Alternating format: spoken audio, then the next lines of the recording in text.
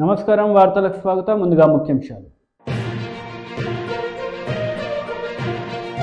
ముఖ్యమంత్రి వైఎస్ జగన్మోహన్ రెడ్డికి doctor BR Ambedkar Konaseema జిల్లా అమలాపురంలో ఘన స్వాగతం పలికిన ప్రజలు ప్రజా సమస్యలను పరిష్కరించడంలో తాను ఎల్లప్పుడూ ముందుంటానని మంత్రి తలసాని శ్రీనివాస్ యాదవ్ స్పష్టం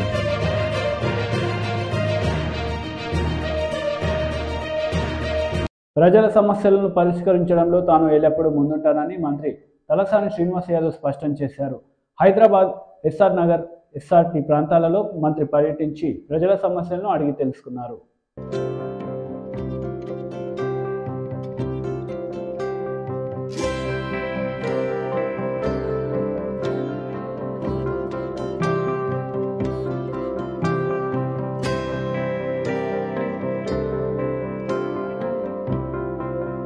పబ్లిక్ ఇష్యూస్ ఏది ఉన్నా కానీ డెఫినెట్గా 50 ఏళ్ల నుంచి జరిగిన కార్యక్రమాలన్నీ ఇప్పుడు చేస్తున్నాం. మీరు చూస్తారు మన శ్మశాన వాటిక ఏదైతే ఉందో హైదరాబాద్ సిటీలో ఈఎస్ఐ అనేది చాలా పెద్ద శ్మశాన వాటిక 17 ఎకరాలు ఉన్నాయి. దాన్ని కూడా ఒక 10 కోట్ల రూపాయలతో డెవలప్ చేస్తున్నాం.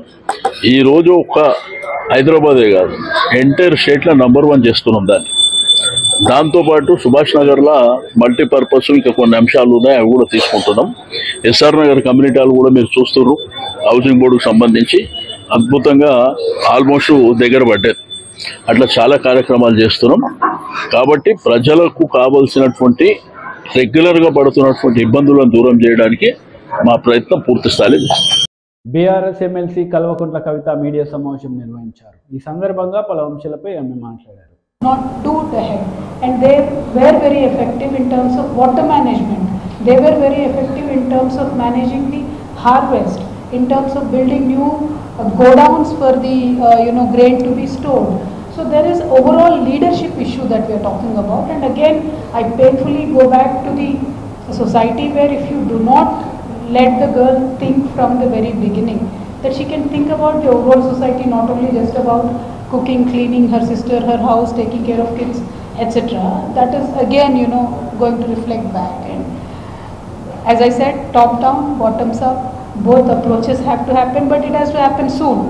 Yes, natural progression, 40 years is really a small blip in time, and I really have Madam Sonia ji to thank for it. At least she got it passed in the Rajya Sabha.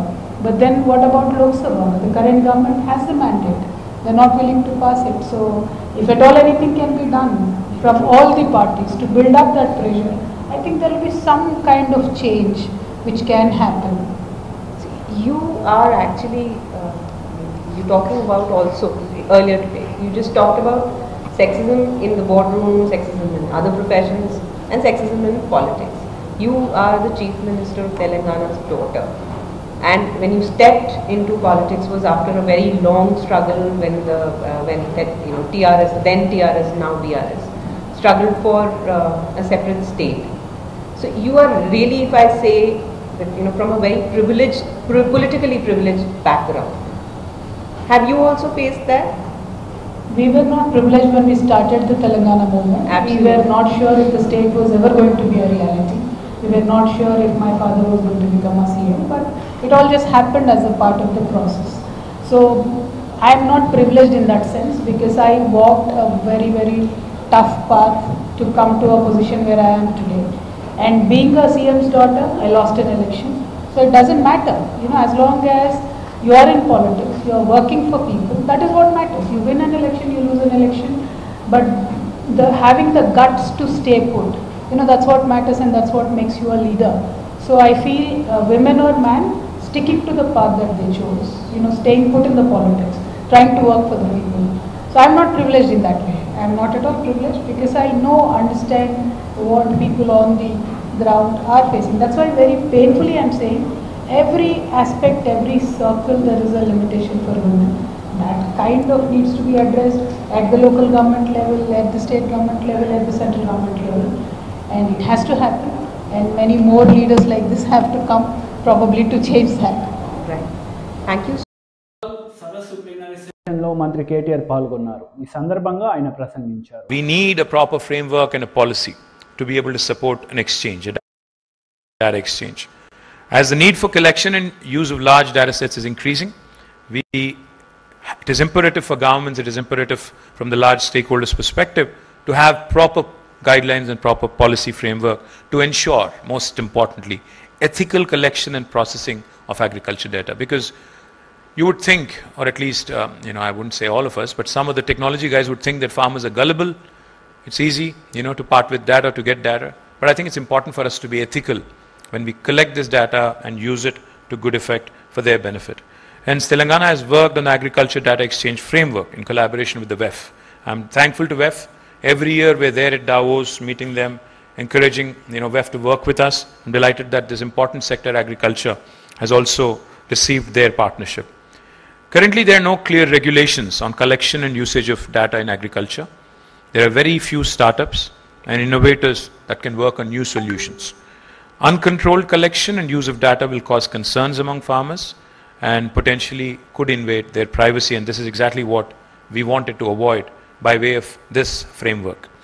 The Digital Personal Data Protection Bill that was recently passed in both Lok Sabha and Rajya Sabha, and the Agricultural Data Management Framework will bolster the regulations around agri-specific data and promote innovation in this space.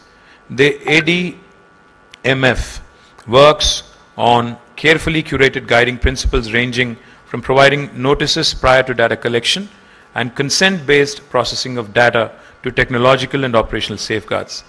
The ADMF also ensures that farmers' right to privacy is always respected, and the two-tier grievance redressal mechanism will ensure that any farmers in distress have quick and fair resolution to their. ముఖ్యమంత్రి YS Jaganmohan రెడ్డికి doctor BR Ambedkar Konaseema జిల్లా అమలాపురంలో ఘన స్వాగతం పలికారు ప్రజలు, నాయకులు. ఈ సందర్భంగా వైఎస్ జగన్మోహన్ రెడ్డి మాట్లాడారు. పక్షపాత ప్రభుత్వంగానే అడుగులు ముందుకు వేశాడు అని కూడా సగర్వంగా ఈ సందర్భంగా తెలియజేస్తా ఉన్నాను. ఈ రోజున అక్క చెల్లెమ్మల కోసం, ఈరోజు వారి ఆశీస్సులను కోరుతూ, ఈరోజు వారికి సంబంధించిన పొదుపు సంఘాల్లో ఉన్న అక్క చెల్లెమ్మల కోసం వారికి సంబంధించిన సున్నా వడ్డీ వారికి తిరిగి జమ చేయడం కొరకు ఈ రోజు ఇక్కడికి అమలాపురంలోకి రావడం జరిగింది. దాదాపుగా 1,05,00,000 మంది అక్క చెల్లెమ్మలకు, స్వయం సహాయక సంఘాలలో ఉన్న అక్క చెల్లెమ్మలకు వాళ్ళు తీసుకున్న బ్యాంకు రుణాల మీద సున్నా వడ్డీని ప్రతి ఏటా కూడా క్రమం తప్పకుండా వరుసగా ఈసారి ఇచ్చేదాంతో కలిపితే 4వ ఏడాది కూడా విడుదల చేస్తా ఉన్నాం. ఈ రోజున 9,48,122 మంది పొదుపు సంఘాల గ్రూపులకు వాళ్ళు తీసుకున్న రుణాల మీద అక్షరాల 1,05,13,365 మంది అక్క చెల్లెమ్మలకు మేలు చేస్తూ, వారి రుణాలను సున్నా వడ్డీగా చేరుస్తూ, వారు కట్టిన రుణానికి సంబంధించిన వడ్డీని 1,354 కోట్ల రూపాయలను నేరుగా ఆ అక్క చెల్లెమ్మల ఖాతాల్లోకి జమ చేయడం జరుగుతా ఉంది ఇక్కడ నుంచి అని ఈ సందర్భంగా తెలియజేస్తా ఉన్నా. మంచి చేయడం కోసం వాలంటీర్లు అందరూ మీ దగ్గరికి వస్తా ఉన్నారు. ఈ వాలంటీర్లు అంటే ఎవరో కాదు, ఈ వాలంటీర్లంతా కూడా మీ ఇంటికి చుట్టుపక్కన ఉన్న మీ బిడ్డలే. ప్రతి 50 ఇళ్ల నుంచి ఒకరిని, ప్రతి 70 ఇళ్ల నుంచి ఒకరిని వాలంటీర్గా మీ ఇంటి పక్కన చుట్టుపక్కన ఉన్న వాళ్ళనే, మీ పిల్లలే వాలంటీర్లుగా మీకు తోడుగా నిలబడేందుకు, సహాయం చేయడానికి వాళ్ళ టైం కేటాయించి సేవాభావంతో వాళ్ళు మీ దగ్గరికి వస్తా ఉన్నారు. అటువంటి వారిని కూడా వదలకుండా ఎంత దారుణంగా వాళ్ళను కూడా మాట్లాడారు అనేది ఆలోచన చేయమని అడుగుతా ఉన్నా. ఇలాంటి నీచమైన రాజకీయాలు రాబోయే రోజుల్లో ఇంకా ఎక్కువ అవుతాయి. రాబోయే రోజుల్లో ఇంకా ఎక్కువ అబద్ధాలు చెప్తారు. రాబోయే రోజుల్లో ఇంకా ఎక్కువ మోసాలు చేస్తారు. ప్రతి ఇంటికి కేజీ బంగారం ఇస్తాము అని చెప్పి కూడా చెప్తారు. ప్రతి ఇంటికి ఒక బెంజ్ కారు కూడా కొనిస్తాము అని కూడా చెప్తారు రాబోయే రోజుల్లో. రెచ్చగొట్టాలి అన్న ఆలోచనతో అడుగులు వేస్తా ఉన్నారు. ప్రతిరోజు అబద్ధాలు చెప్తారు, ప్రతిరోజు మోసాలు చేస్తారు. మీటింగులు పెడితే ఆ మీటింగులలో ఇష్టం వచ్చినట్టుగా రెచ్చగొట్టే మాటలు మాట్లాడతారు. చివరకు 47 మంది పోలీసులు మొన్నైతే బాధ అనిపించింది నాకైతే. ఎందుకు ఇలాంటి రాక్షసులకు సెక్యూరిటీ ఇవ్వాలి అనిపించింది నాకైతే. కేవలం రెచ్చగొట్టాలి, రెచ్చగొట్టి అంగళ్ళు అనే ఒకచోట తానే స్వయంగా రెచ్చగొట్టి గొడవలు చేయించి మళ్ళీ పుంగనూరులో ఆ రూటుకు పర్మిషన్ తీసుకొని ఆ రూటుకు ఏదైతే రూట్లో పర్మిషన్ తీసుకున్నాడో ఆ రూట్లో పోకుండా పుంగనూరుకు వచ్చి వేరే రూట్లోకి పోవాలి అని ప్రయత్నం. ఆ వేరే రూట్లో అప్పుడే పోలీసులు అక్కడ మీ రూట్లో ఈ రూట్లో నువ్వు అడగలేదు పర్మిషను, మేము ఇవ్వలేదు పర్మిషను, నువ్వు అడగనప్పుడు ఈ రూట్లోకి ఎందుకు పోతా ఉన్నావు, అక్కడ వేరే పార్టీ వాళ్ళు అధికార పార్టీ వాళ్ళు అక్కడ వేరే నిరసన కార్యక్రమం చేసుకుంటా ఉన్నప్పుడు మీరెందుకు అక్కడికి పోతారు, అక్కడికి పోతే లా అండ్ ఆర్డర్ సమస్య వస్తుంది అని చెప్పి ఆ అధికారులు పోవద్దు అనంటే ఇష్టం వచ్చినట్టుగా తిట్టాడు. తిట్టి 47 మంది పోలీసులకు గాయం చేశాడు. గాయాలు చేసి ఒక పోలీస్ సోదరుడికి కన్ను పోగొట్టాడు. కారణం గొడవలు జరగాలి, శవ రాజకీయాలు చేయాలి. ఈనాడు వాళ్ళదే కాబట్టి, ఆంధ్రజ్యోతి వాళ్ళదే కాబట్టి, టీవీ5 వాళ్ళదే కాబట్టి వాళ్ళు ఏం చెప్పినా చెల్లుబాటు అవుతుంది. ఎలాగూ మైకులు పట్టుకుని మాట్లాడేదానికి దత్తపుత్రుడు కూడా వాళ్లకు తోడుగా ఉన్నాడు కదా అని శవ రాజకీయాలకు సైతం వెనకాడడం లేదు. ఇలాంటి వారిని గురించి ఆలోచన చేయమని అడుగుతా ఉన్నా. మంచి చేయడం కోసం వాలంటీర్లు అందరూ మీ దగ్గరికి వస్తా ఉన్నారు. ఈ వాలంటీర్లు అంటే ఎవరో కాదు, ఈ వాలంటీర్లు నా అక్క చెల్లెమ్మలు రాజకీయంగా కూడా ఎదగాలి, నా అక్క చెల్లెమ్మలు రాజకీయంగా కూడా ఇంకా అడుగులు వేగంగా ముందుకు పడాలి అనే గట్టి నిర్ణయం తీసుకోబట్టే మనం అధికారంలోకి వచ్చిన వెంటనే నామినేటెడ్ పదవుల్లోనూ నామినేటెడ్ కాంట్రాక్టుల్లోనూ సగభాగం నా అక్క చెల్లెమ్మలకే ఇచ్చేట్టుగా ఏకంగా చట్టం చేసి మరీ అమలు చేస్తా ఉన్నాము అని సందర్భంగా కూడా తెలియజేస్తా ఉన్నా. మనది మహిళా పక్షపాత ప్రభుత్వం కాబట్టి వారి రక్షణ కోసం దేశంలో కూడా ఎక్కడా కూడా లేని విధంగా, రాష్ట్రంలో ఇంతకు ముందు ఎప్పుడూ కూడా చూడని విధంగా నా అక్క చెల్లెమ్మలకు ఈరోజు దిశ యాప్ను వాళ్ళ ఫోన్లలోకి డౌన్లోడ్ చేశాం. దిశ పోలీస్ స్టేషన్లు తీసుకొచ్చాం, దిశ పబ్లిక్ ప్రాసిక్యూటర్లను తీసుకొచ్చాం. ఇలా దిశ యాప్ డౌన్లోడ్ చేసుకున్న వాళ్ళు నా అక్క చెల్లెమ్మలు మన రాష్ట్రంలో 1,24,00,000 మంది ఈరోజు రిజిస్ట్రేషన్ చేసుకున్నారు. ఈ 1,24,00,000 మంది నా అక్క చెల్లెమ్మలు ఎప్పుడు ఎక్కడికి బయటికి పోయినా కూడా వాళ్ళ ఫోన్లలో దిశ యాప్ ఉంటే చాలు, వాళ్ళు ఆపదలో ఉంటే 5 సార్లు ఇలా ఫోన్ షేక్ చేసినా సరే లేదా SOS బటన్ నొక్కినా సరే వెంటనే 10 నిమిషాల్లోపే పోలీసులు అక్కడికి వచ్చి అక్క ఏమైంది అని చెప్పి అడిగే పరిస్థితిలోకి మొట్టమొదటిసారిగా దేశంలో కని విని ఎరుగని విధంగా తీసుకొచ్చాం మార్పు.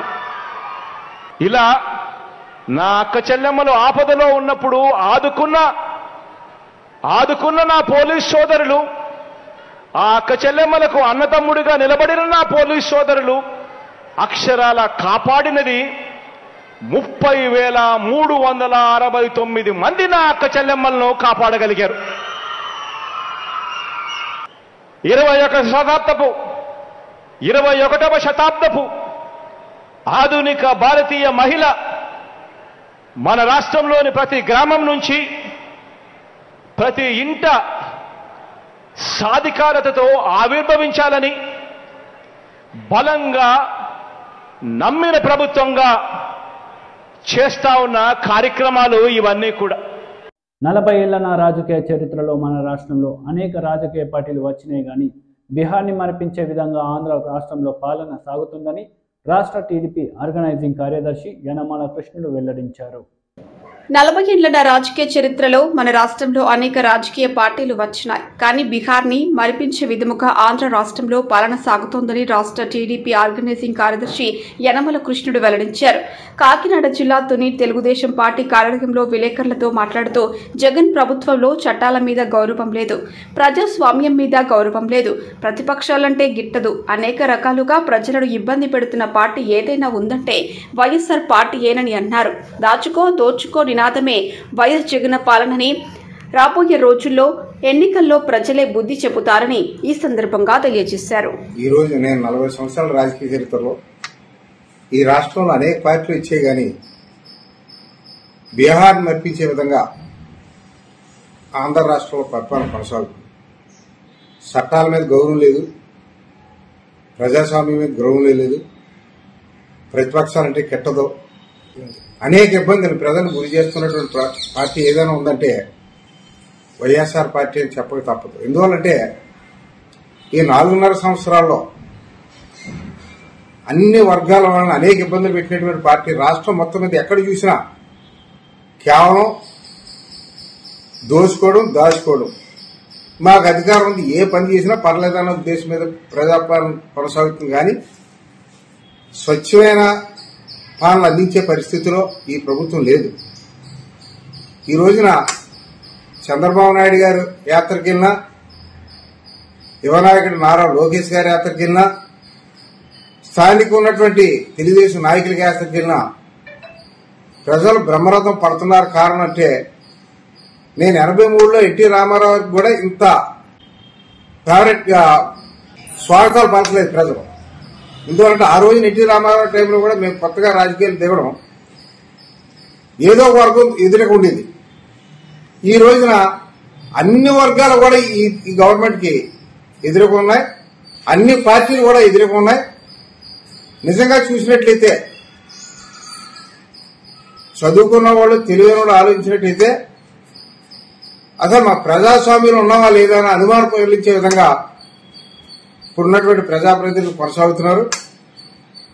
ఈ ఉత్తరాంధ్రలో కాదు, మొత్తం మన ఆంధ్ర రాష్ట్రంలో ఎక్కడికి వెళ్ళినా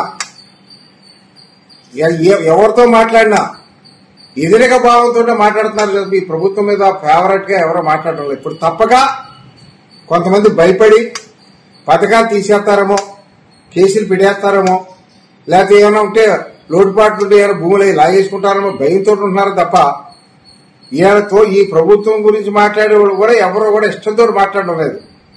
ఈ అధికారులు కూడా ఎప్పుడు పోతారు, ఈ ప్రభుత్వం మనకి ఎప్పుడు స్వేచ్ఛ వస్తుందనే విధంగా ప్రజాస్వామ్యం కొనసాగుతుంది. తప్పనిసరిగా ఈయనకు బుద్ధి చెప్పే రోజులు చాలా దగ్గరలోనే ఉన్నాయి. చెప్తారు ప్రజలు 20 సీట్లు కూడా రాకుండా పోయే పార్టీ ఈ రాష్ట్రంలో రేపు వైఎస్ఆర్ పార్టీ ఉంటుందని మీ ఛానల్ ద్వారా తెలియజేస్తాం. Cyberabad CP Stephen Ravindra media సమావేశం నిర్వహించారు. ఈ సందర్భంగా ఆయన మాట్లాడారు. ఆయన A2 Moin Khan and A3 Sagar Chaudhary వీళ్ళు గుజరాత్ అహ్మదాబాద్కి చెందిన ఊరు. వీళ్ళు ఇక్కడ నుంచి మనకి చూస్తే total 9 routers, desktops and monitors about 118, CPUs about 125, laptops చూస్తే about 9 and cell phones about 114 and net cash about 2.5 lakhs వరకు ఇక్కడ సీజ్ చేయడం జరిగింది. సో ఫస్ట్ కేస్కి సంబంధించిన వివరాలు మీకు ఇట్లా ఉన్నాయి. ఫస్ట్ కేసు ఏదైతే ఉన్నదో అది US customs and border protection call centre run చేస్తున్న ఈ ARG సొల్యూషన్స్ ఏదైతే ఉన్నదో అది ఫ్రాడ్స్టర్స్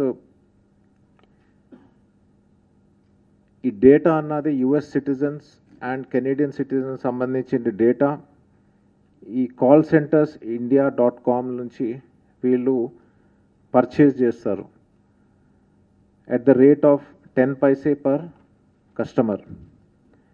అట్లాగా 10,000 and 15,000 లాట్స్లోని వీళ్ళు పర్చేజ్ చేసి స్లోగా ఆ ఫోన్ నెంబర్స్ డయల్ చేసి వీళ్ళకి ఈ స్కామ్లోని దింపడం జరుగుతుంది. అట్లానే వాయిప్ సర్వీసెస్ కూడా వీళ్ళు 45 పైసే పర్ మినిట్ ఏదైతే ఉన్నదో ఆ వాయిప్ సర్వీసెస్ కూడా వీళ్ళు తీసుకోవడం జరుగుతుంది. సో ఈ టెలికాలర్స్ ద్వారా వీళ్ళు అక్కడ కస్టమర్స్ని, యుఎస్ కస్టమర్స్, ఎస్పెషల్లీ యుఎస్లో ఉన్న సిటిజన్స్ ఎవరైతే ఉన్నారో వాళ్ళని టార్గెట్ చేసి ఈ స్కామ్ అంతా చేస్తూ ఉన్నారు. ఇక టెలికాలర్స్ ఏంటంటే ఫస్ట్ అండ్ ఫార్మోస్ట్ వాళ్ళు ఏం చెప్తారంటే యుఎస్ సిటిజన్స్కి దట్ ఒక ప్యాకేజ్ ఏదైతే ఉన్నదో మెక్సికో నుంచి మీ పేరు మీద ఇట్లాగా వచ్చింది, మేము దాన్ని ఇంటర్సెప్ట్ చేసాము, చేస్తే అందులోని drugs and other illegal substances ఉన్నాయని చెప్పి వాళ్ళని భయపెట్టించి వాళ్ళ నుంచి ఆ personal details and zip codes అన్నది తీసుకోవడం జరుగుతుంది. సో ఇక్కడ మనము చూస్తే ఇట్లా చెప్పడం వల్ల యుఎస్ సిటిజన్స్ అండ్ కస్టమర్స్ ఎవరైతే ఉన్నారో వాళ్ళు భయపడి వాళ్ళకి సంబంధించిన డీటెయిల్స్ అన్నీ కూడా వీళ్ళకి ఇవ్వడం జరుగుతుంది.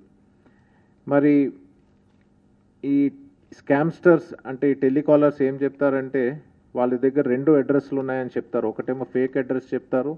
ద సెకండ్ వన్ ఈజ్ ఏదైతే ఆ డేటాబేస్లో ఉన్న ఆ అడ్రస్ ఉన్నదో అది చెప్తే వీళ్ళు ఆటోమేటికలీ నమ్మడం జరుగుతుంది. మరి ఇక్కడ ఈ టెలికాలర్స్ ఏం చెప్తారంటే వాళ్ళు లేనప్పుడు US marshals along with state Rangers and L Paso county sheriff department ఏదైతే ఉన్నదో వీళ్ళు మీ హౌస్ అన్నది అక్కడ రేడ్ చేశారు. రేడ్ చేసి మీకు సంబంధించిన చాలా ఇన్క్రిమినేటింగ్ మెటీరియల్ దొరికింది, ఇంక్లూడింగ్ ఈ ఫైనాన్షియల్ ట్రాన్సాక్షన్స్ ఏదైతే జరిగినాయో ఈ డ్రగ్స్కి సంబంధించింది అది దాని గురించి డాక్యుమెంట్స్ ఈ రేడ్లో దొరికినాయని చెప్తారు. తర్వాత as per report of asset control bureau of US treasury department more than $2.5 million వరకు మెక్సికో, కొలంబియా అండ్ యుఎస్ మధ్యన ఈ ట్రాన్సాక్షన్స్ జరిగినాయి అని చెప్పి వాళ్ళని భయపడించడం జరుగుతుంది. ఈ టెలికాలర్స్ ఇంకా ఏం చెప్తారంటే ఫెడరల్ డిపార్ట్మెంట్ ఆఫ్ జస్టిస్ ప్రకారము మీరు ప్రైమరీ సస్పెక్ట్ ఈ క్రైమ్లో అని, మరి మీ మీద 2 charges మేము పెడతా ఉన్నాము. First charge drug trafficking under title 21 US code 841. The second charge ఏంటంటే ఈ money laundering under US code section 18, 1956 and 57 కింద ఈ 2 ఛార్జెస్ మీ మీద ప్రెస్ చేస్తూ ఉన్నాము.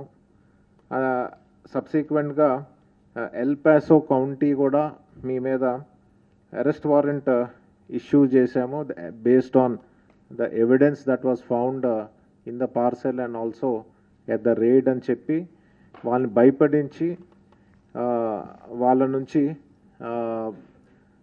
ఈ స్కామ్ అన్నది చేయడం జరుగుతుంది. సో ఇందులో మనం డీటెయిల్స్లోకి పోతే వీళ్ళని డిఫరెంట్ క్వశ్చన్స్ అన్నది అడుగుతూ ఉంటారు ఈ టెలికాలర్స్ విక్టిమ్స్ని. అంటే ఇప్పుడు మీరు ఇప్పుడు మీ మీద ఛార్జెస్ అన్నది ఫ్రేమ్ చేయడం జరుగుతుంది, అరెస్ట్ వారెంట్ కూడా ఇష్యూ చేశాము, మరి దీని నుంచి మీరు బయటపడాలంటే ఎట్లా అన్నదన్న విషయం కూడా వీళ్ళు ఒక హింట్ ఇవ్వడం జరుగుతుంది వీళ్ళకి. వీళ్ళు ఫైనల్గా ఏం చెప్తారంటే మీకు సంబంధించిన ఏదైతే ఛార్జెస్ ఉన్నాయో అది ఐడెంటిటీ థెఫ్ట్ ఆర్ ఇంపర్సనేషన్ వల్ల కూడా అయి ఉండొచ్చు అని, మీరు నాట్ గిల్టీ అని ప్రూవ్ చేసుకోవాలంటే యుఎస్ మార్షల్స్తోని మీరు మాట్లాడాలని చెప్పి వీళ్ళు ఐవీఆర్తోని సబ్సిక్వెంట్గా వాళ్ళ టీమ్ లీడర్కి ఫోన్ ఇవ్వడం జరుగుతుంది. తర్వాత వాళ్ళ టీమ్ లీడర్ ఒక యుఎస్ మార్షల్ ఆఫీస్ నుంచి మాట్లాడుతున్నట్టు పోస్ట్ చేసి ఇదంతా కూడా మీరు చెప్తున్నది రికార్డ్ చేస్తున్నాము అని చెప్పి మీరు ఇది బయటపడాలంటే దీని నుంచి ఒక చిన్న పెనాల్టీ ఆర్ ఫైన్ అన్నది మేము ఇంపోజ్ చేస్తాము. అది that is equal to about 5,000 నుంచి $6,000 ఉంటుంది అని చెప్పి వీళ్ళు అదే దాని నుంచి బయటపడాలంటే ఒక గిఫ్ట్ కార్డ్ మీరు కొనాలి. ఆ గిఫ్ట్ కార్డ్ మీరు యాపిల్ ఆర్ అమెజాన్ వెబ్సైట్స్ నుంచి కొని అది మాకు పంపిస్తే డెఫినెట్గా మీ మీద ఏం ఛార్జెస్ మేము ప్రెస్ చేయమని చెప్పి వీళ్ళు చెప్పడం జరుగుతుంది. తర్వాత ఆ గిఫ్ట్ కార్డ్ వచ్చిన తర్వాత ఈ ఫ్రాడ్స్టర్స్ ఎవరైతే ఉన్నారో వాళ్ళు ఈ ప్యాక్స్ఫుల్ ఏదైతే అకౌంట్ ఉన్నదో ఆ అకౌంట్లోని ఈ డిస్కౌంటెడ్ ప్రైస్లో అది అమ్ముతారు. అది తర్వాత అమ్మి దాన్ని క్రిప్టోలోని కన్వర్ట్ చేస్తారు. కన్వర్ట్ చేసి ట్రస్ట్ వాలెట్ అని క్రిప్టో వాలెట్లోని అది డిపాజిట్ చేయడం జరుగుతుంది. తర్వాత ఆ క్రిప్టోనేమో ఇక్కడ లోకల్గా మనకి లోకల్ bitcoin.com అని వాళ్ళకి చెప్తారు. బేసికలీ ఇదంతా కూడా డిజిటల్ హవాలా ఏదైతే ట్రాన్సాక్షన్ అవుతుందో దానికి సంబంధించింది. వాళ్ళకి ఇచ్చిన తర్వాత వాళ్ళ క్యాష్ అన్నది వీళ్ళకి రిటర్న్ ఇవ్వడం జరుగుతుంది. ఇది స్లైట్లీ ఇట్స్ కాంప్లెక్స్ థింగ్. నేను ఈ డీటెయిల్గా మళ్ళీ మీకు చెప్తాను. ఈ సెకండ్ ఏదైతే క్రైమ్ ఉన్నదో అది సందీప్ గారు వివరిస్తారు. ఇదేమో వర్టెక్స్ సొల్యూషన్స్ కంపెనీ అయితే ఉన్నదో అది fake Amazon customer call centre run చేస్తూ ఉన్నది. ఆ వివరాలు డీసీపీ గారు చెప్తారు. Sir good afternoon sir.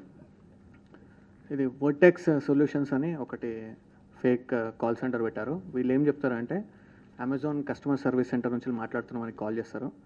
Automated call first వాళ్ళకి కస్టమర్కి కాల్ చేసి తర్వాత అక్కడ నుంచి ఒక ఎగ్జిక్యూటివ్ మాట్లాడి ఏం అడుగుతారంటే మీ ఆర్డర్ ఐడి డీటెయిల్స్ ఇవ్వండి అంటారు. కస్టమర్ ఏమో నేను ఆర్డర్ ఏం చేయలేదు కదా అంటే మీ అకౌంట్ నుంచిలే మీ అకౌంట్ క్రెడెన్షియల్స్ నుంచిలే ఆర్డర్ ఉంది. ఒక యాపిల్ మ్యాక్బుక్ కావచ్చు, లేకుంటే యాపిల్ ఎయిర్పాడ్స్, లేకుంటే అదర్ షాపింగ్ ఐటమ్స్ ఆర్డర్ చేశారు. టోటల్ వర్త్ 1,500 లేకుంటే 2,000 3,000 అట్లా డిఫరెంట్ డినామినేషన్. వార్తలు ముగించే ముందు ముఖ్యాంశాలు మరోసారి. ముఖ్యమంత్రి వైఎస్ జగన్మోహన్ రెడ్డికి డాక్టర్ బిఆర్ అంబేద్కర్ కోనసీమ జిల్లా అమలాపురంలో ఘన స్వాగతం పలికిన ప్రజలు. ప్రజా సమస్యలను పరిష్కరించడంలో తాను ఎల్లప్పుడూ ముందుంటానని మంత్రి తలసాని శ్రీనివాస్ యాదవ్ స్పష్టం.